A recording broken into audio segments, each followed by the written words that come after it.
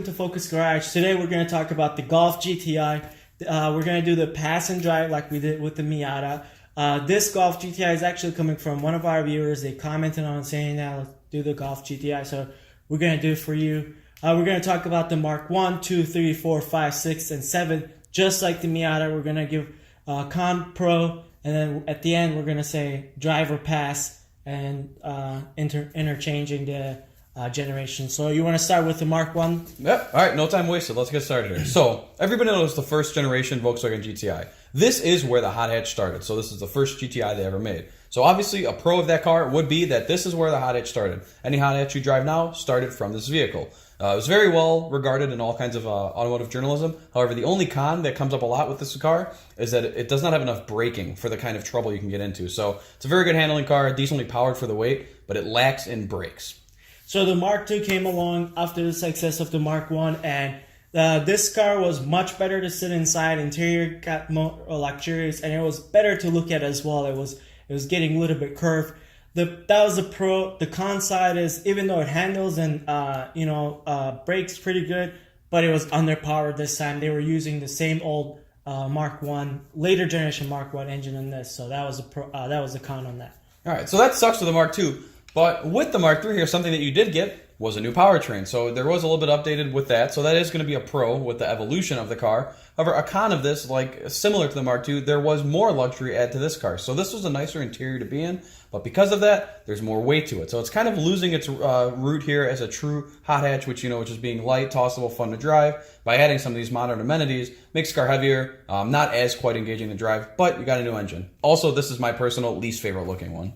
And Mark IV is this is the first generation that you get a turbo engine and the VR6. VR6 is the best engine sounding to me. Those ever. noises. Oh my god, so cream pie. And then, oh my god. Go. And then the con is that it got fatter, it got heavier, and it was losing the original Mark I GTI perspective of the hot hatch. All right. So, moving forward here, with the MK5, I want to start off by saying this is a great bargain to buy right now. This is one of the pros that I'd say. The car is, roughly or so a decade old, but the prices are super, super affordable right now. This will get you a car with a turbo that's fun to drive, that has nice features like HID headlights and everything like that. Downside with this, there was a lot of little quirky things here as far as reliability goes. Anyone that owns one of these cars will tell you that the cam fouler is an issue. You've got to replace that every 30 to 40,000 miles, and it revolves taking off the high-pressure fuel pump. And if you don't replace that, you're going to wipe out your camshaft and possibly destroy your whole motor. So that sucks. So Mark 6 comes along, and it's getting better on the power. It's a very underrated car. It makes a lot of power with the tune. That's the pro about it. It's very tunable. There's a lot of big aftermarket following that. It just doesn't look good. That's the con about it. It's so bubbly. And I don't like the way it looks. It's something that has to grow on to me. I don't like the way it looks. I don't think it's a good-looking car. I'm sorry you feel that way.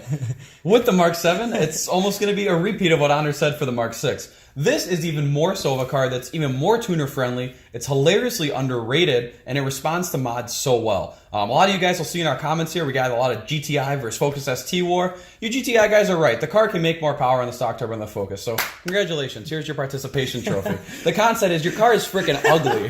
The car looks like nothing to me. It blends in just like a rabbit. And I understand if you don't want an obnoxious-looking boy racer car, it's kind of what you're going for. But this literally looks like nothing that you'd really pay attention to. And for a car that can, be optioned up to $34,000 or $35,000, it doesn't look it.